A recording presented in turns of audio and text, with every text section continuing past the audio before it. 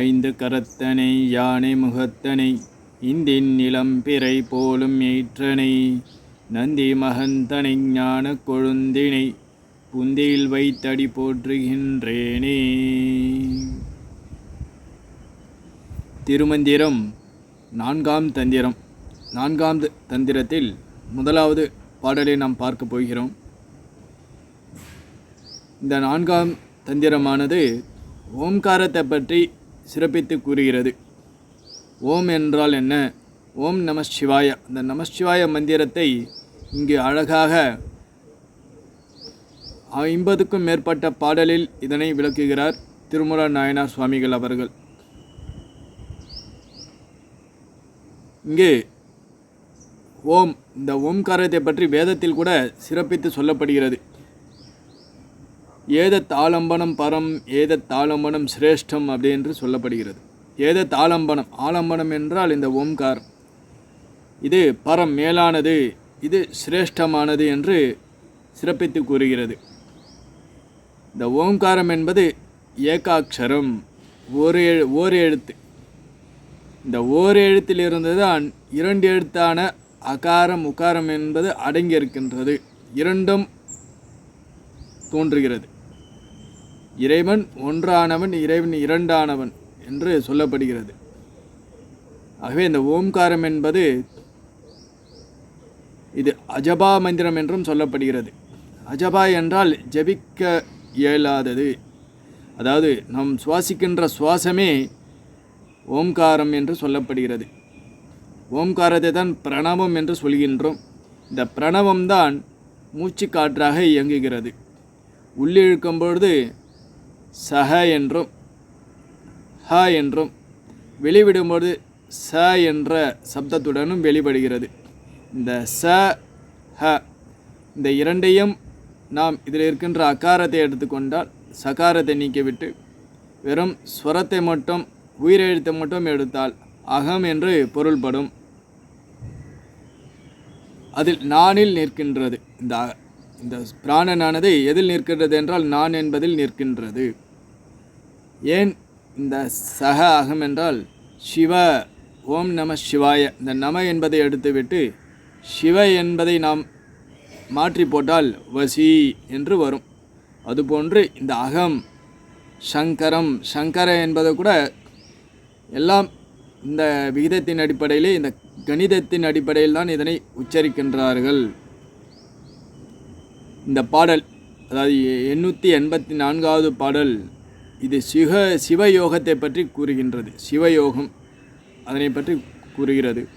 போற்றுகின்றேன் புகழ்ந்து புகழ் ஞானத்தை, தேற்றுகின்றேன் சிந்தை நாயகன் சேவடி, சாற்றுகின்றேன் அறையோ சிவயோகத்தை, ஏற்றுகின்றேன் நம்பிரான் ஓர் எழுத்தே. இந்த ஓர் எழுத்து மந்திரத்தை நான் எப்பொழுதும் ஏற்றுகின்றேன் என்றால் இதனை எப்பொழுதும் ஜபம் செய்கின்றேன், எப்பொழுதும் நான் ஜபிக்கின்றேன் என்று அர்த்தம். ஏற்றுகின்றேன் நம்பிரான் ஓர் எழுத்தே.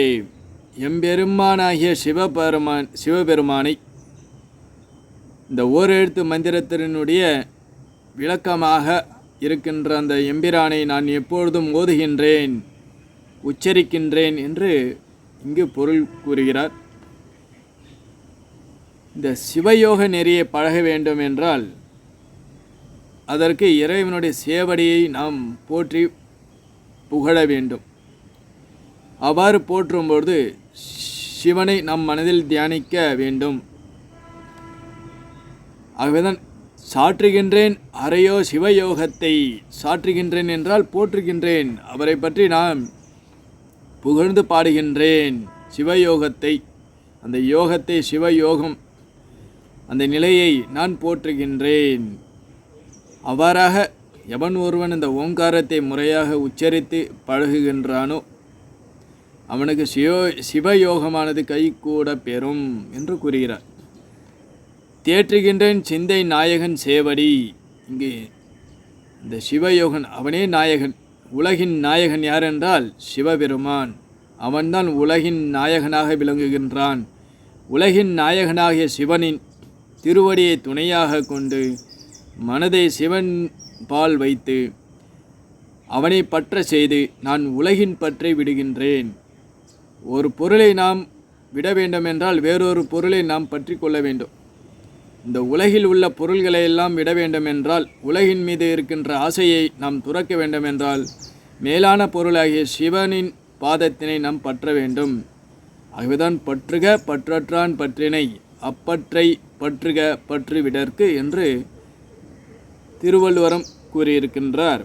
ஆகவே அந்த திருவடியை துணையாக கொண்டு மனதில் தியானிக்கும் பொழுது அவன் உலகியல் பற்றை விட்டு விடுகின்றான். மேலான அந்த சிவயோகத்தை நிலையை அடைகின்றான் என்று கூறுகிறார்.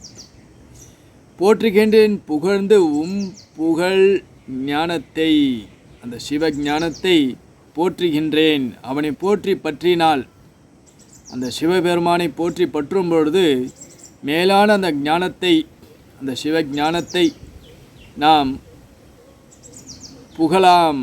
புகழாம் என்றால் அடையலாம்.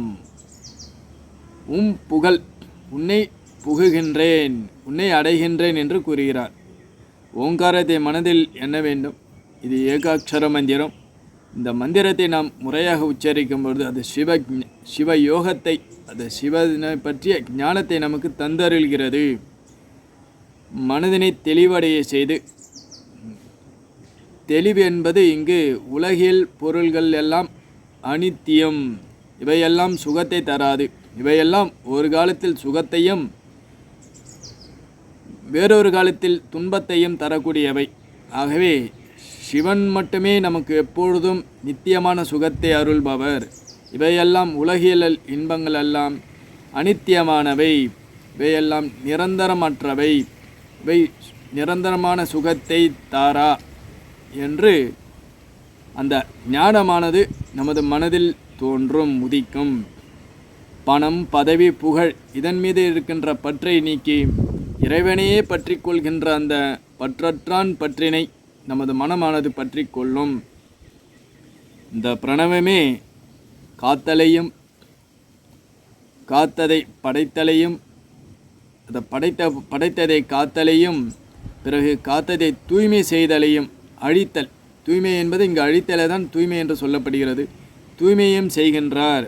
இது இந்த ஓம்காரமானது, இந்த ஓம்காரத்தை எவன் ஒருவன் உச்சரிக்கின்றானோ அவன் மனதில் இருக்கின்ற ராக தேசங்கள், பற்று, விருப்பு வெறுப்புகள் இவையற்றை இந்த அழுக்கை நீக்குகின்றன. அந்த நீக்குவதோடு மட்டுமல்லாமல் அவனுக்கு மேலான அந்த பரத்தை காட்டி கொடுக்கின்றன. அந்த சிவஞானத்தை அடைவதற்கு உபாயமாக இருக்கின்றன என்று கூறுகிறார். ஓரெழுத்தாலே உலகெங்கும் தானாகி, ஈரெழுத்தாலே இசைந்தங்கு இருவராய், மூவெழுத்தாலே முளைக்கின்ற ஜோதியை, மாவெழுத்தாலே மயக்கம் முற்றதே. அந்த மாயையை அவன் கடக்கின்றான். இந்த மாயை தான் நம்மை மயக்கி கொண்டு இருக்கின்றது. அந்த மாயையை கடக்கின்ற அந்த சக்தியானது இந்த ஓம்காரத்திற்கு இருக்கின்றது. அந்த ஓம்காரத்தை ஜபித்து நாம் மேலான அந்த சிவ யோகத்தை அடையலாம் என்று கூறுகிறார்.